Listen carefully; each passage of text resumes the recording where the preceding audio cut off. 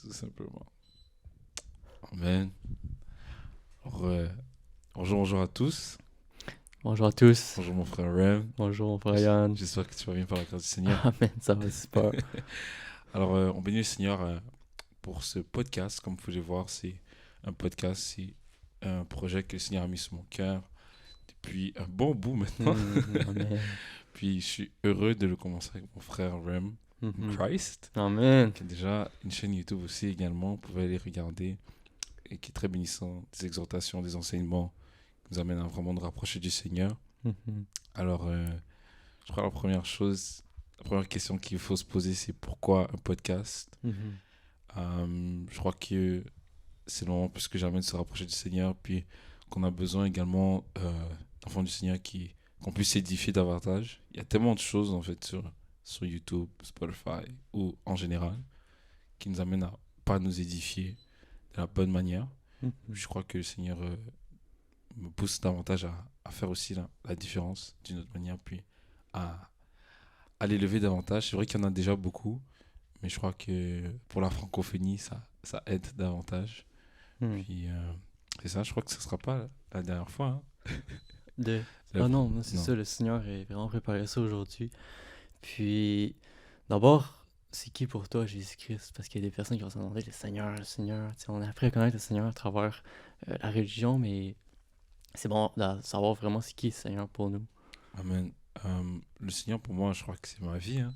Amen. Le Seigneur, c'est vraiment, il représente ma vie. Si il n'est pas tout pour moi, ça serait difficile de le mettre à quelque part. Je crois qu'il prend toute la place dans ma vie, dans le sens que le fait que je lui ai donné ma vie et que je lui appartiens aujourd'hui, ça fait la différence par rapport à...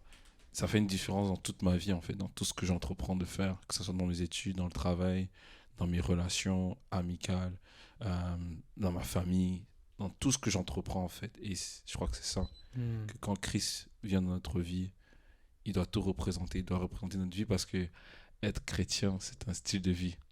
Et on veut être à l'image de Christ. Donc c'est Amen. ça. Puis aussi, je crois qu'il y a beaucoup de personnes ces temps-ci qui cherchent vraiment un sens à tout ça. Puis tu sais, on a longtemps vécu loin de Dieu, puis on a toujours ce désir-là en nous de se rapprocher de Dieu.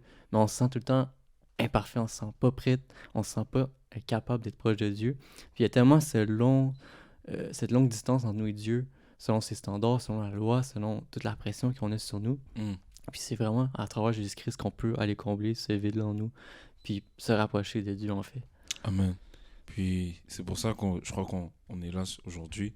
Je crois pas qu'on est meilleur que qui que ce soit, mais la parole que Christ dépose dans nos cœurs vaut vraiment plus que tout en fait. Puis je crois que la différence en vie de tout chrétien, c'est Christ et sa parole.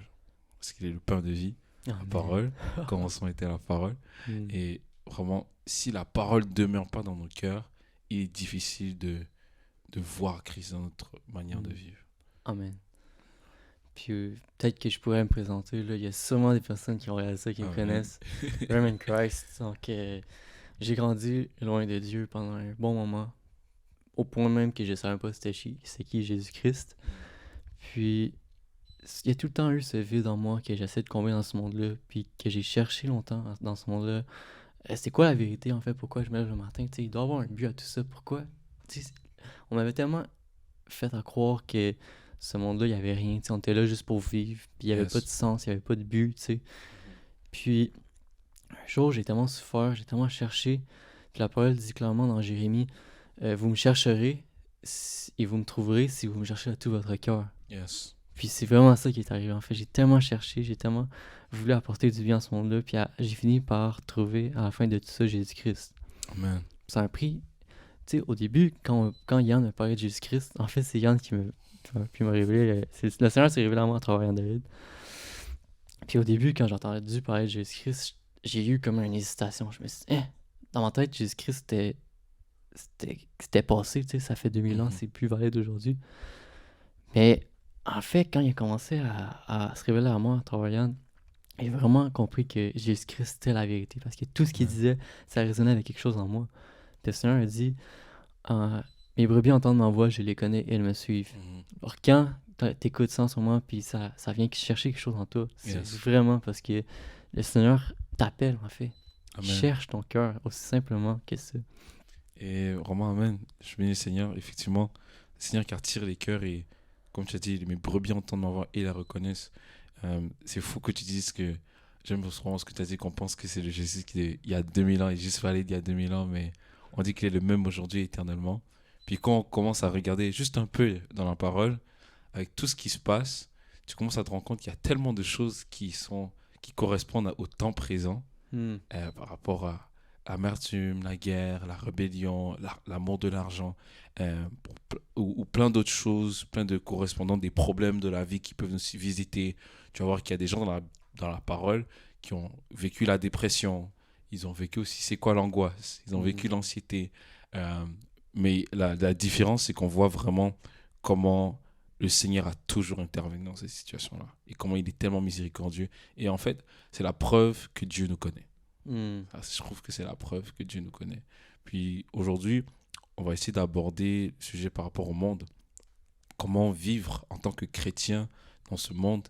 Qu'est-ce que c'est le monde? Quels sont les défis qu'on donne notre vie à Christ, qu'on peut rencontrer quand on est dans ce monde? Amen. C'est exactement, c'est ça le sujet qu'on avait sur notre cœur aujourd'hui. Parce que, tu sais, on regarde les nouvelles, puis, tu sais, je suis pas prêt à dire que le monde est pire qu'avant. Tu sais, le monde a tout le temps été pire parce qu'on a voulu vivre loin de Dieu, puis Yes. on voit le résultat de tout ça. Mais on se cachera pas que ces derniers temps, il y a toutes sortes de choses qui se passent. La technologie a grandi à grands pas. Tout change rapidement. Là. Il y a la guerre qui recommence en Ukraine. Yeah. Mais bon, on va pas s'attarder aux choses négatives, mais essayer de chercher quelque chose de positif à travers tout ça. Un message qui va nous relever, en fait. On n'est pas là pour créer la peur, semer le doute, mais vraiment de voir un peu c'est quoi de vivre dans un monde aussi en piteux état, on pourrait dire. Effectivement. Puis, je dis quelque chose qui est vrai, c'est que souvent, le problème quand on vit dans le monde, c'est que ce qui nous accompagne souvent, c'est la peur. Et l'être humain, on ne peut pas se cacher que toute personne a déjà vécu le sentiment de peur. Impossible que toute ta vie, tu n'aies pas vécu une seule fois la frousse, l'angoisse ou la terreur. Et c'est ça, dans ce monde, à un moment donné, si tu ne veux pas vivre dans la peur constante à cause de tout ce qui se passe, tu as la quête d'un bonheur, tu as la quête d'une joie. Et mais il est difficile, je trouve, sans Dieu, de trouver vraiment la paix dans ce monde. Et c'est quelque chose qu'en tant que chrétien, je crois qu'on doit se dire, comment je peux marcher dans ce monde en Christ, sachant que c'est pas facile, puis je suis vraiment attaché à lui, puis sachant que le monde ne l'aime pas déjà, tu vois. Puis il y a un passage qui dit dans la parole que vous êtes dans le monde, mais vous n'êtes pas de ce monde. C'est ce que Christ va dire aux disciples. Et ça, c'est une parole qui nous rappelle que notre destinée, notre but n'est pas sur cette terre, mais dans le royaume des cieux. Amen. Et de s'attacher. Ça, c'est le plus grand espoir. C'est-à-dire que quand tu passes ici, quand tu marches sur la terre, tu es considéré comme voyageur. Tu voyages. T'es comme... En fait, tu sais que c'est pas ta demeure éternelle. C'est-à-dire que t'es pas... l'inquiétude ne fait plus partie de ta vie. C'est-à-dire que je m'inquiète plus si je dois être riche, si je dois être pauvre, si j'aurai des enfants, si je vais être marié, qu'est-ce qui va m'arriver en fait. Pas dans le sens qu'il faut plus vivre, mais je sais pas si tu comprends un peu ce que je veux dire. Je comprends très bien ce que tu veux dire. C'est s'attarder aux choses éternelles, en fait. C'est ça que la Bible nous essaie de nous réveiller, nous frappe un peu, puis nous dit, écoute, Dieu a des plus grands plans que cette vie-là, en fait. Cette vie-là, c'est temporaire. Mais Dieu te prépare quelque chose d'éternel. Hein. Alors si, en fait, ce que Jésus-Christ nous a tant essayé de nous faire comprendre, c'est que si tes actions te permettent pas de vivre plus que 80 années, nécessairement, tu peux pas vivre éternellement, tu comprends? Il essaie de nous... Ben, en fait, il dit, si tu crois en moi, tu vas aller éternel. Parce que quand tu te mets à croire en lui, il va changer ta façon de penser, il va changer ta façon de voir les choses, tes habitudes même, pour être capable de vivre éternellement. Alors, si t'aimes pas la personne à côté de toi, nécessairement, vous allez vous autodétruire un l'autre. Alors, Jésus-Christ nous amène à vivre en union, en fait, dans le corps de Christ, comme il dit. Amen. Amen. Puis, je crois que c'est ça notre espoir, c'est ça notre espérance. Que il faut se mettre ça à l'esprit en tant que chrétien, qu'il n'y a pas d'espérance dans ce monde. C'est-à-dire que la véritable justice ne se retrouve pas dans le monde. On a regardé un film avec la famille hier soir, puis on voyait comment un jeune homme, à cause de l'impudicité, il est parti avec une jeune fille, l'embrasser, et cette jeune fille-là l'a accusé de l'avoir violée. Alors, elle était consentante au départ, puis elle l'a accusé de l'avoir violée, puis ça lui a mis en prison à partir de l'âge de 16 ans pendant 11 ans. Puis c'était un mensonge. Puis en fait, tu te rends compte que au-delà du mensonge de la fille, que le système n'a pas cherché à vouloir en savoir plus, en fait. Et tu vois à quel point la justice de ce monde est tellement dépourvue de sens, est tellement injuste, que toute forme de justice, toute forme de paix ne se retrouve pas véritablement sur la terre, en fait, mais en Christ. Tu vois, et le fait que nous avons Christ dans notre vie nous montre que notre véritable espoir se retrouve en lui. Et ça fait que qu'importe qu'est-ce que je veux vivre, comment je vais me sentir, je ne vais plus vivre selon mes émotions ou selon l'instant présent, ou en fait le moment présent, mais je vais vivre selon l'espoir que Christ me donne, selon la foi que j'ai, voilà, selon la foi que je mets en Christ et que Christ met en moi, l'assurance qu'il met en moi. Et il y a un passage dans Jean chapitre 16, verset 33, je crois qu'on peut le prendre.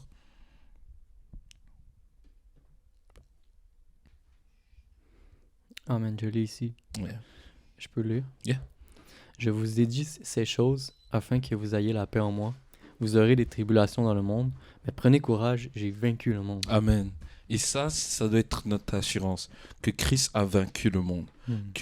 Parce qu'il faut savoir, je parle surtout aux chrétiens, hein, parce que si on ne parle pas aux chrétiens, on va se mélanger. Mais il faut savoir que la mort de Christ, comme plusieurs le savent, comme vous le savez déjà, Christ est mort, mais bien plus, il est ressuscité. Il a été crucifié, il est mort, et il est glorifié par sa résurrection. Et quand il est revenu envers les disciples, il va dire que j'ai vaincu le monde. Il va dire j'ai vaincu le monde, c'est-à-dire que toute principauté, tout esprit, parce qu'on sait très bien que c'est gouverné il y a le monde spirituel.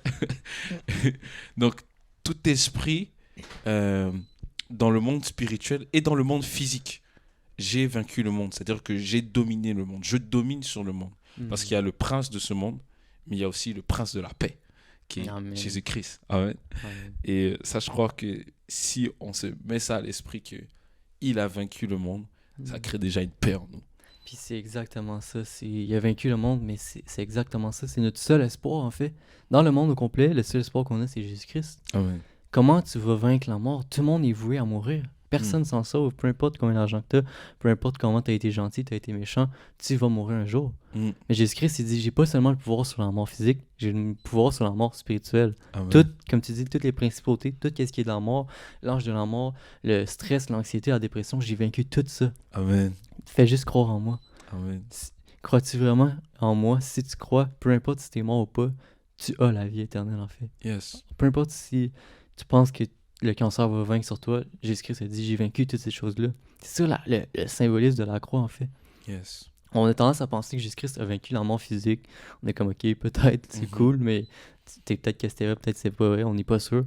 Mais en fait, c'est bien plus grand que ça. Il a vaincu tout ce qui pouvait nous enlever l'espoir, en fait. Amen. Alors, s'il n'a pas ressuscité, on n'a plus d'espoir dans ce monde-là. Yes. Effectivement, je crois que la puissance de la résurrection fait tellement toute la différence dans tout ce qu'on peut penser. Parce qu'effectivement, j'aime bien ce que tu dis. Parce que si c'était juste par rapport à la mort physique, les gens vont dire, ah ok, c'est bien, c'est cool. Mais quand tu vois que cette mort est plus que physique, que c'est par rapport à cette mort spirituelle qui nous attendait, le feu que le Seigneur nous a épargné, parce que la parole dit dans Jean chapitre 3, qu'il n'est pas venu pour juger le monde, mais pour vraiment le sauver. Mais si tu ne désires pas venir à la lumière, comment veux-tu être éclairé? C'est bien beau quand on attaque Christ, mais beaucoup de gens attaquent Christ sans le connaître. T'imagines, c'est comme si, Rémi, je commence à t'accuser. Je te connais pas, j'entends juste ton nom, je te connais de nom, mais je te connais pas dans l'intimité. Mais j'entends des choses par rapport à toi, et je me fie sur ces choses-là pour me dire, ah oui, Rémi est comme ça. Mais de toutes les façons, Rémi a jamais accompli ça. De toute façon, Rémi, là, il a toujours été comme ça. Mais je te connais pas. Et j'ai toujours la peur de venir vers toi parce que j'ai peur de savoir qu'est-ce qui va qu'est-ce qu'il va me dire? Est-ce que ça va être vraiment vrai? Parce que je suis bien dans ma zone d'accusation. Je suis bien dans ma zone de confort en me disant que, ben, tu sais, de toutes les façons, ben, il vit comme ça a toujours été ça. Puis je crois que c'est un peu ça aussi le défi qu'on vit dans le monde. On est un peu intimidé. Je sais pas pour toi, mais moi, quand j'ai donné ma vie à Christ à l'âge de 15-16 ans, j'avais peur un peu de qu'est-ce que les gens allaient dire. Parce que on sait que le nom de Christ, ça dérange. Tu parles de Dieu, ça dérange pas. Tu parles de Jésus-Christ, ça dérange beaucoup. Je sais pas qu'est-ce que tu en penses. Amen, j'aime ta question. Parce qu'en effet, le nom de Jésus-Christ, ça fait peur. Tout ça, ça fait peur parce que, comme tu dis, quand tu te mets à écouter la parole, ça te peur que tu te mettes à croire en ça. Parce que tu associes Jésus-Christ avec la mort sur la croix, tu associes ça à quelque chose de souffrant, puis ça te fait peur. Tu te dis, OK, mais est-ce que je vais finir par me faire crucifier moi aussi? Mais Jésus-Christ dit clairement que j'ai le pouvoir sur tout, en fait. Même quand tu vas devant le juge, c'est pas le juge qui te condamne, c'est moi qui décide si le juge te condamne ou pas, tu comprends? Yes. Jésus-Christ a un pouvoir par-dessus tout le monde au complet. Parce que clairement, il a dit, moi et le Père, nous sommes un. Yes. Il a autorité sur tout ce qui bouge sur terre. Alors, Jésus-Christ se révèle comme étant le créateur, en fait. Yes. Puis ce qu'on réalise, c'est que le monde n'aime pas vraiment Dieu. C'est autant choquant que c'est, le monde, même s'il confesse qu'il aime Dieu, Jésus-Christ, il dit, vous m'honorez des lèvres, mais votre cœur est éloigné de moi, en fait. Yes. Yes. Puis c'est vraiment ça qui arrive quand on se met à croire en Jésus-Christ. C'est qu'on réalise que le monde n'aime pas tant Dieu, puis le monde est porté vers les ténèbres, en fait. Puis c'est ça, comme tu disais, Jésus-Christ il n'est pas venu pour juger le monde. On a tendance à penser que Dieu est là pour juger, puis c'est ce que l'ennemi veut faire, en fait, nous donner la culpabilité. Puis on réalise que la religion a tué le Québec, en fait. Yeah. Le Québec veut même plus entendre parler de Dieu, tellement on s'est fait condamner, on s'est fait... va confesser tes péchés devant quelqu'un, va te faire humilier. Mais en vérité, Dieu n'est pas là pour ça. Dieu, c'est un père qui connaît chaque cheveu sur ta tête. Dieu t'aime plus que tout. Puis il faut jamais que tu laisses ça s'en aller de ton cœur. Puis ça veut pas dire qu'on va tout le temps être parfait dans notre marche. Des fois, on va se sentir condamné. Mais il faut que tout le temps tu reviennes à l'amour du Père. Puis tu gardes ça simple, en fait. Tu crois en lui, puis tu mets toute ta confiance en Jésus-Christ. Amen, effectivement. Puis c'est tellement vrai par rapport à combien l'ennemi crée un sentiment de culpabilité dans notre cœur et d'infériorité aussi pour nous faire sentir tellement loin du Père qu'on n'a plus envie de se rapprocher de lui. Et on se donne toutes sortes de raisons en vérité pour même parvenir. Je parle même des chrétiens. Parce qu'il y a des fois où est-ce qu'on tombe, quand tu tombes dans le péché, le Seigneur nous demande de nous repentir, de revenir à lui. Et en fait, moi j'aimerais encourager aujourd'hui encore quelqu'un aujourd'hui de revenir au Seigneur, revenir au Père, même si tu es tombé dans ta marche, de confesser devant lui parce qu'il est fidèle et juste pour nous pardonner. Et l'amour couvre une multitude de péchés. Pas pour que tu pratiques le péché, pas pour que tu retombes dans le péché, pas pour que ça soit une coutume, mais pour que le monde ne domine plus dans ta vie. Et moi, je crois que c'est important de voir que Christ a vaincu le monde.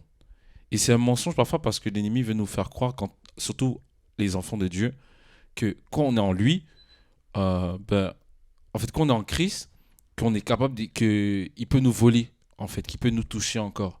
Le diable ne peut pas toucher ce qui ne l'appartient plus.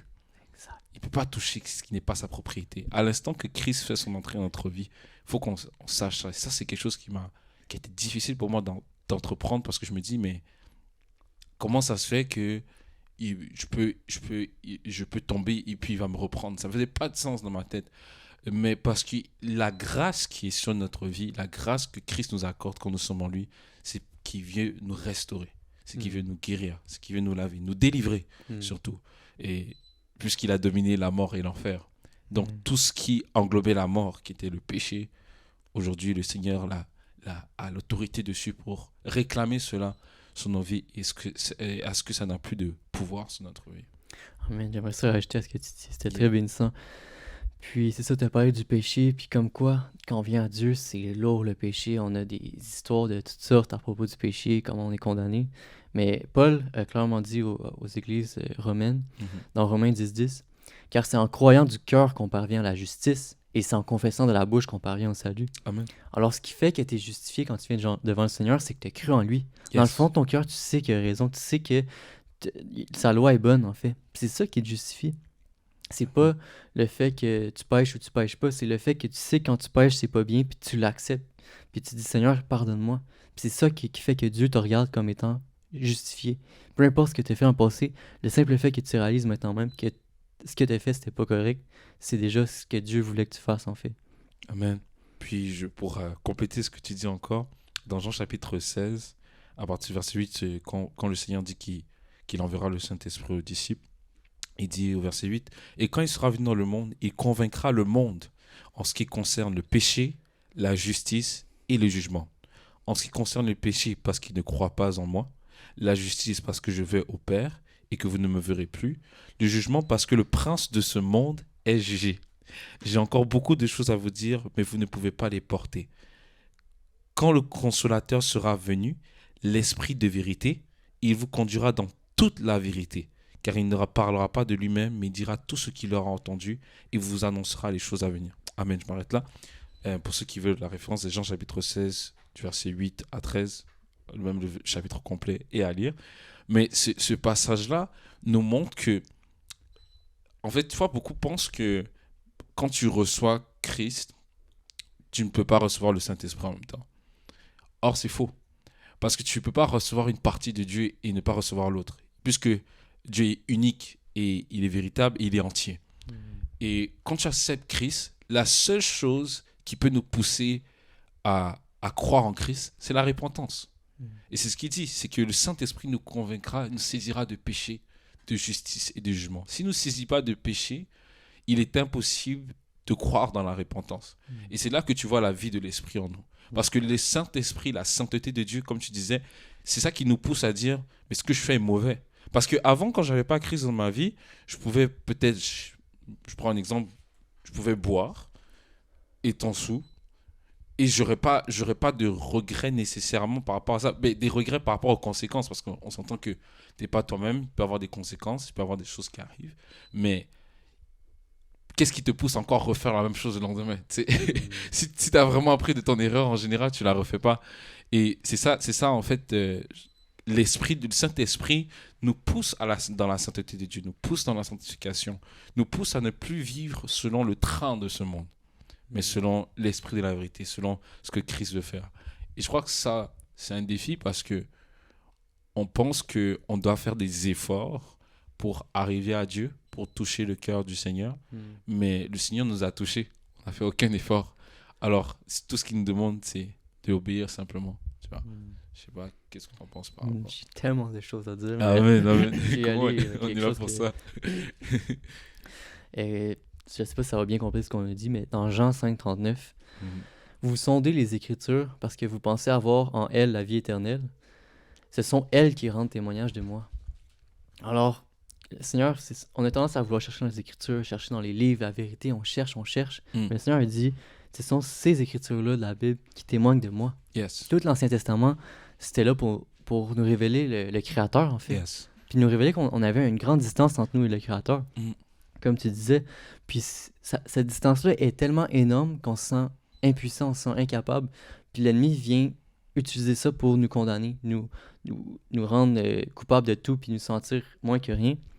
Mais en vérité, Jésus-Christ, il est là vraiment pour nous sauver, puis nous dire « Fais-moi confiance, je suis comme un père. » Puis peu importe à quel point tu te sens incapable de faire quoi que ce soit, fais juste croire en moi, puis je vais te guider vers ce que je veux que tu sois en fait. Amen. C'est ça le plus dur à accepter, puis même moi, je suis le premier à dire que je suis pas parfait avec le Seigneur. Mais tu vois, ce qui est beau, c'est que je crois que c'est le Seigneur qui nous rend parfaits. Tu vois, moi, je suis quelqu'un à la base qui est très perfectionniste, qui était perfectionniste. Puis, cette année, le Seigneur, à travers mes études, m'a montré que tu ne peux rien faire sans moi. Tu ne peux rien faire sans moi parce qu'on est limité. On est tellement limité en tant qu'être humain. Mais l'être humain ne cesse d'essayer de se prouver, je ne sais pas à qui, mais au monde sûrement, de prouver qu'il a la capacité de tout faire, de tout supporter, de tout faire par ses propres forces. Et je crois que la chose qui est la plus difficile en tant que chrétien, surtout nous, les jeunes hommes et les hommes en général, c'est on a déjà cette masculinité de se dire il faut qu'on soit tough, tu vois, il faut qu'on soit rock. Et c'est vrai qu'il y a cette chose-là qui est en nous, c'est dans nos gènes, d'être tough et de ne pas se laisser abattre. Mais avec le Seigneur, c'est pas pareil. C'est ton créateur, c'est ton papa. Donc il connaît tout de toi. Donc, on n'a pas le choix d'être vulnérable devant le Seigneur, d'être clair. Et je crois que ça, c'est une chose Difficile. qui est Si difficile. j'ai quelque chose à rajouter, Yeah. parce que c'est vraiment sur mon cœur, il faut que ça sorte. Mais comme tu dis, quand tu viens au Seigneur, on dirait que le Seigneur te prend puis te plonge dans le péché Mm. pour que tu te sentes vraiment impuissant puis que tu te libères vraiment puis tu remets tout dans ses mains. Parce que moi, personnellement, quand je suis venu au Seigneur, il y avait du péché par-dessus péché dans ma vie, j'arrivais pas à me défaire. Mhm. On dirait que le Seigneur m'aidait même pas à m'en défaire pour que j'accepte que je suis dans un monde imparfait puis que je suis dans un corps corruptible, en fait. Mhm. D'où, quand le Seigneur dit, je vous donnerai un corps glorieux, c'est pour vraiment ramener vers lui, vers sa perfection. Là. Yeah. C'est ça qui est difficile. C'est ça que la religion va nous tabasser par-dessus, va nous frapper avec un marteau. C'est de frapper sur cette imperfection-là. Quand Jésus-Christ a dit, c'est normal que vous soyez comme ça, vous êtes dans un monde qui est depuis des milliers d'années et éloigné de Dieu. C'est ça. Faut que Déjà vous condamné. acceptiez ça. Puis c'est ça le plus difficile, en fait. Mais dès que tu acceptes ça, puis tu gardes ça dans ton cœur, tu te dis, Dieu m'accepte comme je suis. C'est là qu'il y a une libération qui vient dans ton cœur, en fait. Effectivement, et je crois que c'est, comme la parole le dit, c'est pour la liberté que Christ nous a affranchis. Si on ne se dit pas qu'on est mort en Christ, qu'on n'est pas mort à Christ, qu'on ne lui appartient pas totalement, il va être difficile pour nous de se dire que on est capable d'arriver au Seigneur. Mhm. Parce que, qu'est-ce que la parole nous dit dans Romains? Tous ont péché et sont privés de la gloire de Dieu, donc de Yahweh Dieu. C'est difficile par l'être humain. En fait, c'est impossible. Hein. On peut prendre Matthieu 19. Tu vois, il y a une très belle histoire, en fait, que Christ a vécue. Matthieu chapitre 19, qui va bien nous illustrer à quel point nous sommes faillibles. Voilà, à partir du verset 16. Tu peux le prendre, je vais prendre du verset 16 au verset 22, puis je vais prendre la suite. Ah, tu peux lire parce que j'ai un autre passage. Ouais. Et voici un homme s'approcha et dit à Jésus, « Maître, que dois-je faire de bon pour avoir la vie éternelle ?»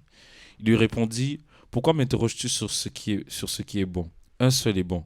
Si tu veux entrer dans la vie, observe les commandements. » « Lesquels ?» lui dit-il. Et Jésus répondit, « Tu ne tueras point, tu ne commettras point d'adultère, tu ne déroberas point, tu ne diras point de faux témoignages, honore ton père et ta mère, et tu aimeras ton prochain comme toi-même. » Verset 20, le jeune homme lui dit, « J'ai observé toutes ces choses. Que me manque-t-il encore ?» Jésus lui dit, « Si tu veux être parfait, va, vends ce que tu possèdes, donne-le aux pauvres, et tu auras un trésor dans le ciel. Puis viens et suis-moi. » Après avoir entendu ces paroles, le jeune homme s'en alla tout triste, car il avait de grands biens. Jésus dit à ses disciples, « Je vous le dis en vérité, un riche entrera difficilement dans le royaume des cieux.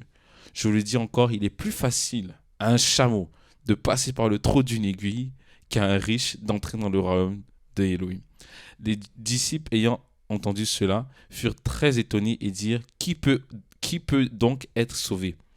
Jésus les regarda et leur dit, aux hommes cela est impossible, mais à Yahweh tout est possible. En fait, à Yahweh Dieu tout est possible.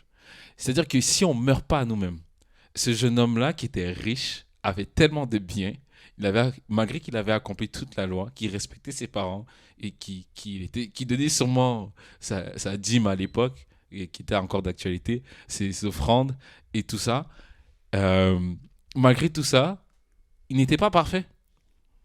Il n'avait pas encore la vie éternelle. Il n'avait pas encore compris en fait c'était quoi le but. C'est-à-dire que c'est plus que nos œuvres. C'est plus que ce qu'on est capable de faire de bien. Ce qui nous rend parfait, c'est l'obéissance. À quel point nous voulons être morts à Christ. C'est ça qui va nous faire que, étant conscient qu'on est dans un corps de mort, dans un corps de péché, dans un corps de chair qui est faillible, l'esprit de Christ qui vit en moi parce que je suis mort à moi-même et que je vis pour lui, je n'aurai plus d'effort à faire pour dire que je vais vivre pour Christ. Tu vois? Ça, je trouve que c'est ça la puissance. C'est exact, donner tout son cœur à Christ, en fait. Yes. C'est tout lui donner, puis accepter d'être avec lui, en fait. Puis c'est ça, vraiment, j'ai tellement de choses à dire, encore une fois. Mais c'est ça, il y a aussi le passage qu'un Seigneur dit, si ton œil est une occasion de chute pour toi, t'es mieux d'arracher ton œil. Puis là, les personnes, ils vont lire ça au début dans la foi, puis ils vont se dire, ah, yeah, ça veut dire que je dois m'arracher un œil, je vais couper ma main. Mais en fait, c'est ça que tu l'as bien expliqué ici, c'est que Jésus-Christ, dans ce temps-là, parlait à des personnes qui vivaient sous la loi. Ils voulaient tout faire par la loi. Mais il dit, personne n'est capable d'accomplir la loi. Si tu veux accomplir la loi, coupe ta main droite. Puis les gens étaient choqués. Mais en fait, il voulait simplement dire que vous pouvez pas passer par la loi pour venir à moi. Venez simplement par votre cœur puis acceptez ce que je vous dis. Croyez en moi. Amen. Parce que Romains 11, 32, car Dieu a renfermé tous les hommes dans la désobéissance pour faire miséricorde à tous. Amen. Alors Dieu nous a obligés à être désobéissants. Dieu a voué son plan à ce qu'on soit tous désobéissants pour qu'on revienne à lui humblement. Puis qu'il n'y ait pas d'orgueil à travers ça. Yes. Parce qu'en fait, l'orgueil, c'est ce qui a tout détruit au royaume des cieux. Exactement. Et effectivement, c'est tellement puissant ce que tu dis. L'orgueil, l'esprit de l'orgueil. Combien de serviteurs aujourd'hui ne vivent pas dans l'orgueil? Et moi, le premier, je crois que très tôt dans le Seigneur, la première des choses que j'ai remarqué dans mon cœur, avec un peu plus de maturité, je dis ça vraiment en toute humilité, que le Seigneur m'accorde aujourd'hui, je peux voir à quel point j'ai commencé l'œuvre du Seigneur dans l'orgueil. C'est-à-dire parce que je pensais que j'avais la parole de Christ, je pensais que je pouvais tout accomplir. Or, tout se fait que par lui et pour lui.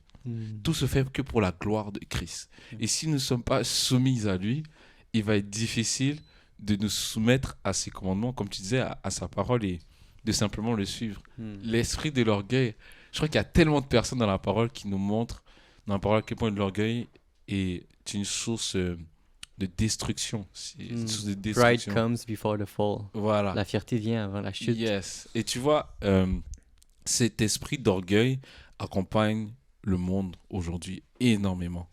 Pour prouver que tu es capable, c'est l'orgueil. Excusez-moi, mais le self-motivation, les speeches du self-esteem, c'est de l'orgueil. Parce que je n'ai pas besoin de te valoriser quand je sais que Christ en moi est tout. Quand je sais que Christ me valorise entièrement. Je ne dépendrai pas de ce que les hommes vont dire de moi, de ce qu'on pensera de moi. Parce que si Christ m'a valorisé, je n'ai plus besoin de me vanter auprès de qui que ce soit. Et tu vois, Alléluia, ça veut dire vanter Yahweh. Et quand on dit Alléluia au Seigneur, on le vante en tout temps. C'est-à-dire que quand je prie, que j'invoque son Saint-Nom, c'est lui que je vante. Mais si je commence à me mettre un peu en avant, c'est la performance. C'est plus le Seigneur qui domine ma vie. C'est plus le Seigneur qui me contrôle, qui me guide. Et tout ce qu'il veut, c'est nous guider pour nous amener dans la vérité. Parce que c'est seulement lui qui est le chemin, la vérité et la vie. Amen. Et je trouve que c'est ça qui fait toute la différence. Que le Seigneur nous aide, je dirais, parce que nul n'est à l'abri de ne pas être dans l'orgueil, de ne pas se verser dans l'orgueil. C'est le Seigneur qui, si on ne se soumet pas au Seigneur, on peut se livrer à tellement de choses, pensant le servir, pensant bien faire, pensant que c'est la bonne chose à faire, même si ça vient du Seigneur. Mais aujourd'hui, le Seigneur nous montre que ce n'est que par lui. Et il nous a montré des cas comme Paul, qui pensait qu'il fallait prêcher, puis le Seigneur, le Saint-Esprit, alors qu'il allait prêcher l'évangile, l'a arrêté. Il était contre les chrétiens, voilà. Il était contre Dieu, en fait. C'est ça, parce qu'il n'était pas dans la volonté du Seigneur, malgré qu'il voulait bien faire. Et tu vois, il y a le passage dans Matthieu qui dit, mais Seigneur, n'avons-nous pas prêché en ton nom? N'avons-nous pas délivré en ton nom? N'avons-nous pas guéri des malades en ton nom? Mais le Seigneur a dit, mais éloignez-vous de moi, vous qui commettez l'iniquité. Parce qu'en d'autres mots, ce que le Seigneur nous montre aussi dans ce passage, c'est que vous n'avez pas accompli ma volonté. C'est pas parce qu'il y avait le miracle que j'étais là. Je me glorifie, oui, c'est vrai, mais ça ne veut pas dire que c'était dans ma volonté. Et ça m'amène à avoir la crainte du Seigneur. Amen. C'est surtout exact. Ces personnes-là, ils vivaient par la loi, mais c'était purement pour accomplir puis être parfait devant leurs propres yeux, mais ils vivaient pas par le cœur, en fait. Puis c'est de là, quand le Seigneur dit « Je vous ai jamais connu », tu vis par la loi, mais c'est vanité, en fait, au final. C'est juste... Puis c'est ça, l'orgueil, ça fait en sorte que tu te sépares du corps de Christ. Tu veux être ton propre membre, tu veux être ta propre fierté. Mais Dieu dit, reste simple, humble avec tout le monde, tu sais, reste en unité. Puis c'est ça que Dieu veut, en fait. Et ça, je crois que c'est la puissance du corps de Christ. Quand on regarde dans 1 Corinthiens 12, les membres du corps, comment ils sont tous utiles. Tu sais, je regarde ma main, mes doigts, j'aurais pas une main si j'avais pas des doigts. Amen. Et s'il n'y a pas d'articulation entre chacun de mes doigts, bah, ça sera difficile de dire que j'ai une main complète. S'il me manque un pouce, je ne serai pas à l'aise. On va voir qu'il y a un problème. Et je crois que dans le corps de Christ, c'est une question d'une constante humilité les uns envers les autres. Que tu sois Ouais, vas-y. Parce que c'est exactement, si ton doigt il commence à vouloir sortir du corps puis à le vouloir faire par lui-même, on s'entend Ouais. que ton doigt il va manquer de sang puis il va arrêter d'exister, il va mourir. Yes. D'où qu'il faut tous rester ensemble. Amen. Puis ça, je crois que c'est la puissance du corps de Christ. C'est ce qui fait que malheureusement, beaucoup de chrétiens aujourd'hui vivent, en fait, des gens qui ont voulu croire dans le Seigneur se sont sentis blessés parce qu'ils n'ont pas vu ce corps-là. Or, le corps de Christ nous amène à être une famille, à être soudés, à s'humilier les uns envers les autres, à s'aimer, à s'exhorter, à s'encourager les uns les autres, à se pardonner mutuellement. Et tu vois, ça, c'est ça. Je crois on parle du monde, mais il y a aussi le royaume des cieux, notre véritable maison, le monde céleste, la puissance du royaume des cieux. Et ça là, dans la présence du Père, ça c'est la famille, c'est ça la différence. C'est ça la différence du monde. Le monde, tu peux avoir des gens dans ta vie, je sais pas pourtant mon frère Rem, des gens que tu appelles amis, vous avez grandi ensemble, Ouais. vous avez fréquenté ensemble, des gens que tu as présentés. Tu sais, quand tu présentes un ami qui vient chez toi à tes parents, c'est parce que la personne, en fait, tu la considères, tu vois. Mais imagine, c'est dans le monde. Puis ces personnes-là, parfois, du jour au lendemain, te laissent tomber, te trahissent, ou te font des coups que tu n'aurais jamais pu imaginer. Et alors que tu dis c'est ton ami, en fait. Mais dans le Seigneur, en principe, en principe, dans le Seigneur, c'est un amour tellement fort et mutuel qui n'a pas de trahison. C'est des amis fidèles. En fait, et ça c'est ce que Christ est pour nous. Amen. C'est exactement ça parce que je me rappelle plus du passage parfaitement. Ça dit l'amour parfait bannit toute crainte. Amen. Yes. Ah oui, il faut garder une certaine crainte envers le Seigneur, mais nécessairement quand tu crois en Jésus-Christ, tu as la crainte. Tu connais qui il est, tu sais qu'il a autorité sur tout. Mais en théorie, l'amour parfait, quand tu fais confiance à Dieu, tu n'as plus la crainte. Tu fais juste suivre ce qu'il veut simplement. Puis Jésus-Christ a dit, il n'y a pas de plus grand amour que de mourir pour un ami, en fait. Yes. C'est ça la révélation que tu as, c'est que oui, Dieu t'aime, mais Dieu l'a prouvé sur la croix. Puis c'est le seul Amen. qui a été mourir sur la croix pour toi.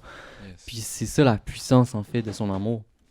Parce que sans ça, sans la conviction que Dieu est mort pour nous pardonner, je veux dire, on n'aurait jamais la conviction dans notre cœur que Dieu nous a pardonné. On serait tout le temps dans la sombreté, dans les ténèbres, à se dire, OK, mais peut-être que la parole n'est pas vraiment vraie.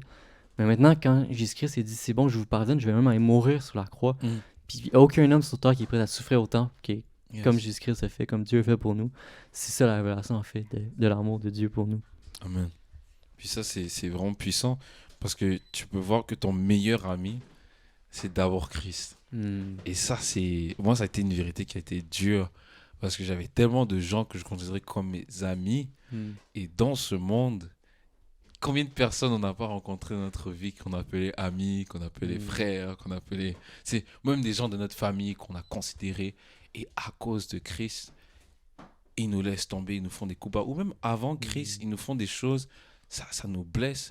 Mais le prix que Christ a payé pour nous fait voir qu'il n'est pas comme les autres. Il n'est pas comme les autres. Non seulement il peut être un ami, il peut être il est l'époux par excellence parce qu'il est l'époux et nous sommes l'épouse parce que nous sommes le corps de Christ, l'Église. Il est aussi l'avocat. On le présente comme l'avocat par excellence. Il nous fait justice, il nous justifie. Il n'est pas limité, en fait. Exactement. Il n'est pas limité à une chose. Il prend trop de casquettes, il a trop de chapeaux. Il est vraiment illimité. Infini. Puis c'est ça, je ne veux pas aborder sur un sujet trop complexe, mais c'est ça en fait, c'est que Dieu est venu, tu sais, je pourrais vous dire maintenant même, écoute, je m'appelle Rémi, tu sais, je pourrais vous envoyer un courriel puis me décrire selon tout ce que je sais de moi, puis pour que vous me connaissiez avant même que je me révèle à vous. Tu sais, je peux dire que je suis quelqu'un de poli, je suis quelqu'un d'humble, je suis quelqu'un qui n'aime pas la violence, j'aime pas quelqu'un qui tue quelqu'un d'autre, j'aime pas quelqu'un qui ment, tu sais, j'aime la vérité. Mais tu vas dire, ok, c'est bon, envoie-moi tout ce que tu veux, mais je veux te voir, tu sais. Ben, c'est ça que Dieu a fait avec nous. Il a dit, c'est bon, je vous ai donné toute la loi décrit qui je suis, décrit mes standards, puis comment je veux avoir une relation avec vous. Mais c'est bon, mais maintenant, je vais venir accomplir la loi pour vous prouver que c'est réellement moi qui ai parlé à travers tout ce temps-là. Puis je vais vous montrer le chemin, la vérité et la vie. Amen. Puis ça, j'aime bien ce que tu dis parce que si on ne voit pas que la loi... En fait, le Seigneur a dit clairement, il n'est pas venu pour abolir la loi, mais pour l'accomplir. Parce que toute cette loi-là qui pesait était trop pour nous et on n'arrêtait pas de se poser 10 000 questions puis d'essayer de bien faire comme cet homme riche. Puis, aujourd'hui, je vois que c'est comme si on se donne des excuses parfois pour pas vivre selon la vérité, pour pas vivre selon la vérité de Christ. Or, il nous a tout donné, il a tout appliqué pour que cette loi soit moins lourde. En fait, que cette relation avec lui nous amène à poser des questions au Père à travers sa parole, puis à travers son esprit. Me dire, Père, il y a telle chose que je comprends pas, il y a telle chose que j'arrive pas à arrêter. Tu vois, que ça soit, par exemple, je donne un exemple, moi, par exemple, la musique du monde, ça a été très difficile d'arrêter. Euh, et aujourd'hui, je suis quand même surpris que des chrétiens me disent, par exemple, que c'est correct d'aimer la musique du monde. Or, le Seigneur dit qu'il n'aime pas l'idolâtrie, qu'il n'aime pas qu'on lui donne notre gloire, que si c'est pas à lui-même, que toute la gloire lui revient. La parole est claire. Le premier commandement, c'est tu aimeras ton Dieu de tout ton cœur, de toute ton âme et de toute ta force. Tu vois, et le deuxième commandement, ça va être tu aimes ton prochain comme toi-même. Il a résumé toute la loi en ces deux commandements. Et si tout notre cœur, tout notre amour, en fait, si on n'est pas amoureux de lui, c'est qu'on on l'aime pas vraiment. Tu sais, ça serait beau de dire à quelqu'un que tu l'aimes, mais dans toute ta façon de vivre, ça prouve le contraire. Amen. C'est comme si tes mots ne matchent pas avec tes actions. C'est exactement Seigneur, Seigneur. C'est pas tous ceux qui disent Seigneur, Seigneur qui vont entrer. Yeah. C'est comme si tes actions démontrent quelque chose d'autre que ton cœur. Ça fonctionne pas. Amen. Mais c'est exactement ça. C'est que tu sais, notre vie doit être conforme à la vérité. Et pour encourager les frères et sœurs en ce jour, pour pas marcher selon le train de ce monde, ce n'est pas en se disant ok, il faut pas que je fasse ci, il faut pas que je fasse ça, il faut pas que je fasse ci, il faut pas que je fasse ça. Parce que comme le frère disait tout à l'heure, tu vas retomber encore. Parce que c'est encore le moi qui veut essayer d'être au contrôle de il faut que j'arrive à accomplir ta loi, Seigneur. Mais le Seigneur ne demande pas d'essayer de faire, il nous demande de le laisser faire. Il veut pas qu'on paraisse, parce qu'il y a l'apparence de la piété, c'est-à-dire qu'il veut pas que tu paraisses.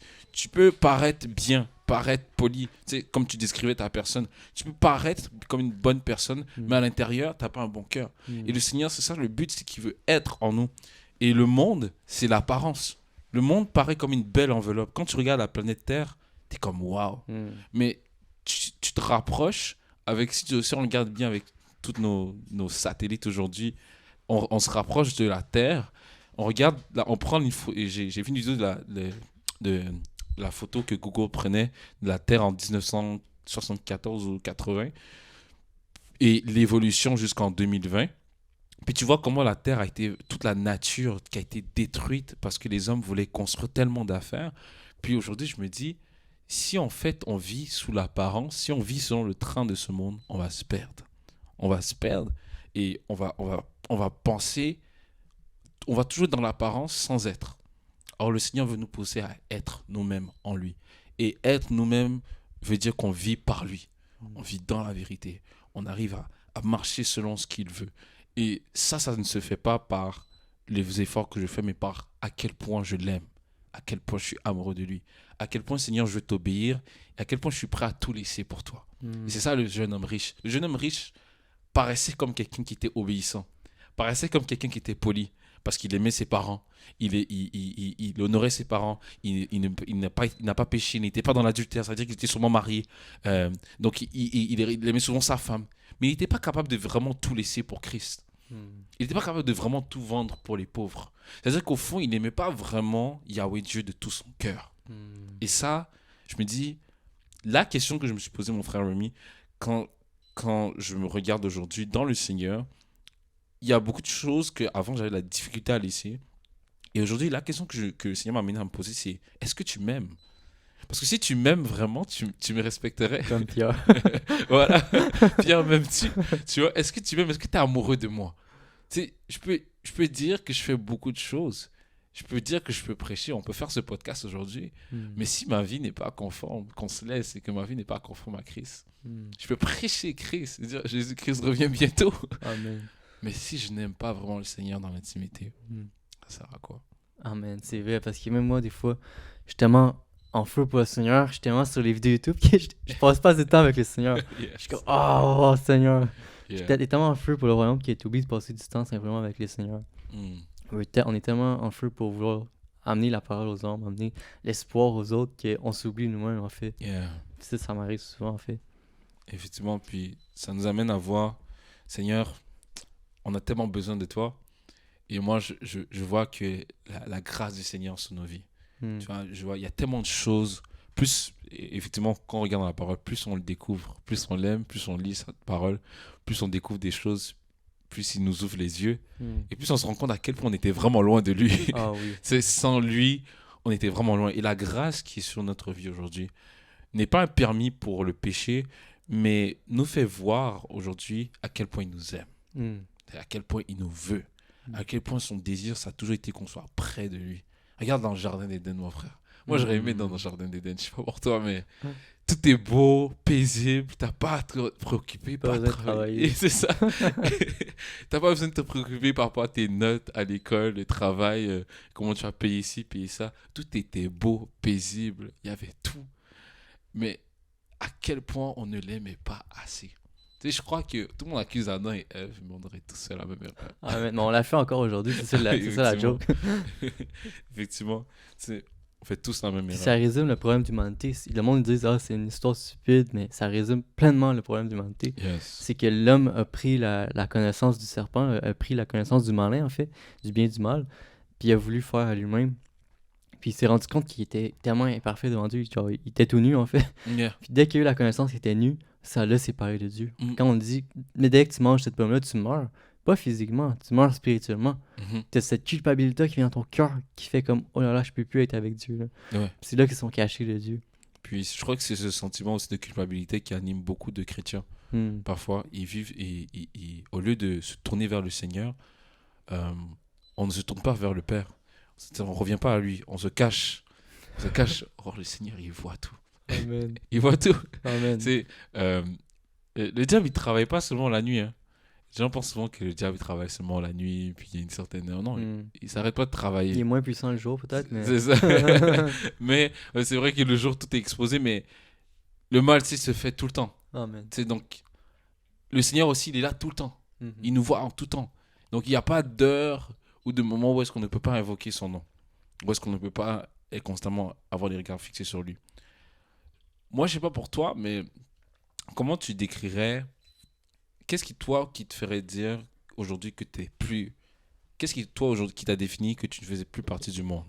À l'instant que toi, I'm in Christ, aujourd'hui, qu'est-ce qui te fait définir que tu n'es plus dans le monde, qui te sépare du monde? Mais le Seigneur placé cette question-là, justement, c'est quelque chose sur le cœur en ce moment. J'aimerais ça... je connais pas le passage par cœur, mais quand le Seigneur était sur la croix, il y avait deux brigands à côté de lui. Yes. Ça va résumer exactement ce que tu m'as demandé. Jésus-Christ, il était sur la croix, puis t'as un des brigands, peut-être à sa gauche, qui commençait à insulter Jésus. Il commençait à se moquer de lui. Il dit, t'es sur la croix, sauve-toi toi-même si t'es vraiment le sauveur, puis sauve-nous après. Yes. Alors tu vois qu'il n'y avait aucune humilité dans son cœur, il n'y avait même pas la repentance. Mais t'as le brigand à droite qui dit, écoute, pourquoi tu te moques de cette personne-là sur la croix? Il n'a rien fait. On mérite pleinement ce qu'on a fait. On souffre justement. Puis moi, je crois en Jésus-Christ. Je sais que c'est le Fils de Dieu. Puis dès ce moment-là, le Seigneur lui a dit, écoute, tu crois en moi? Je te dis, aujourd'hui même, tu es avec moi au royaume des cieux. C'est puissant, ça, parce que ça décrit vraiment c'est quoi le salut. Yes. Dès que tu te mets à croire en Jésus-Christ, puis t'as comme ce 180 plutôt, dans ton âme, que tu dis non, je n'étais pas sur le bon chemin, là je cours vers Dieu. Amen. C'est ce moment-là que tu es sauvé, en fait. Amen. Dès que tu as la conviction dans ton cœur que ce que tu fais, c'est pas correct, puis tu reconnais que Dieu, il veut ton bien-être, en fait. Les lois sont pas là pour te condamner, sont là pour te protéger, en fait. Yes. Amen. Puis c'est puissant parce que, effectivement, ce brigand sur la croix, qui avait rien accompli de bon selon la loi, qui était totalement condamnable, et même aujourd'hui, tu sais, là, peut-être sa punition serait peut-être pas sur la croix, mais aujourd'hui, on a des sentences énormes. Par exemple, aux États-Unis, on a encore le death penalty. C'est comme les gens qui sont carrément tués. Et à quel point on est rendu méchant dans notre justice, mais on n'est pas prêt à pardonner, à libérer comme Christ nous a libérés. Et ça, c'est puissant. C'est la preuve que... C'est une preuve d'amour, en fait. Le 360, le shift que Christ apporte dans notre vie. 180, parce que 360, c'est vrai, 180. Le 180 que le Seigneur amène dans notre vie, qui est un shift total, en fait, et qui nous ouvre les yeux. Ça, je trouve ça vraiment puissant. Puis, moi, je crois qu'il y a une preuve, il y a un passage par rapport à la preuve aussi qu'on n'est plus dans le monde. 1 Jean 2, verset 15, va nous dire ceci. N'aimez point le monde, ni les choses qui sont dans le monde. Si quelqu'un aime le monde, l'amour du Père n'est point en lui. Car tout ce qui est dans le monde, la convoitise de la chair, la convoitise des yeux et l'orgueil de la vie ne vient point du Père, mais vient du monde. Et le monde passe et sa convoitise aussi, mais celui qui fait la volonté de Yahweh Dieu demeure éternellement. Tu vois? Et ça, je trouve que c'est tellement puissant. Amen. Parce que souvent, j'ai pris ce passage, le verset 15, puis je me sentais vraiment condamné. Dans le sens que je me disais que, OK, il faut pas que j'aime le monde, sinon, j'ai pas l'amour du Père en moi. Oui, il y a surtout ce passage dans Jacques qui va dire que celui qui aime le monde est ennemi de Dieu, tu vois. Et c'est vrai, d'un côté, quand tu regardes en profondeur, tu vois que tu peux pas dire que tu vas aimer le diable, parce que c'est ça, hein, le monde. Tu vas dire que tu vas aimer le prince de ce monde, puis tu vas aimer Christ en même temps. C'est comme si t'es ni chaud ni froid, puis t'es comme un peu lukewarm, t'es entre les deux, t'es tiède. Et ça, c'est une preuve qui doit être marquée dans notre vie que si nous aimons encore trop le monde, si Christ est vraiment dans ma vie, il faut qu'il change tout.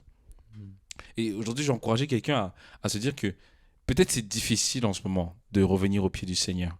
Puis se dire qu'il n'y a aucune raison, il ne peut pas me reprendre dans mon péché, il ne peut pas me reprendre dans ma condition. Ah, j'ai trop fait, j'ai trop fait de péché. Déjà, devant le Seigneur, il n'y a pas de niveau de péché. Hein, tous sont péchés. Donc, devant le Seigneur, un pécheur, c'est un pécheur. Un menteur et un violeur vont aller en enfer. C'est-à-dire que tu mens, tu peux accuser le violeur puis te retrouver en enfer parce que tu as menti. Et c'est aux yeux du Seigneur, c'est qui est prêt à s'humilier devant ma face, à se repentir pour venir chercher ma face et que je puisse abonder en lui. Alors je vais t'encourager, mon frère, ma soeur, à te dire que le Seigneur veut te reprendre tel que tu es. Il veut te reprendre dans ta condition. Il veut t'encourager à revenir à l'amour de la vérité, à l'essentiel, à son amour. Parce qu'il t'aime encore. Il ne t'a pas oublié dans ta condition. Et c'est ce qu'il fait pour chacune de nos vies. C'est ce qu'il fait dans ma vie, c'est ce qu'il fait dans la vie de mon frère. On n'est pas parfait, mais c'est Christ qui nous rend parfaits par son amour qui abonde en nous, par sa paix et parce qu'on désire l'obéir. Et le Seigneur voit ces cœurs-là qui désirent l'obéir, qui désirent se rapprocher de lui davantage. Je peux rajouter. Ben oui, vas-y. Amen. Puis effectivement, comme tu as dit, c'est pas une question de péché parce qu'on a la preuve sur la croix. Un des deux brigands, les deux étaient totalement condamnables, mais un était sauvé, mais pas l'autre. Puis on voit que c'est pas une question de péché, mais c'est une question d'accepter la réconciliation.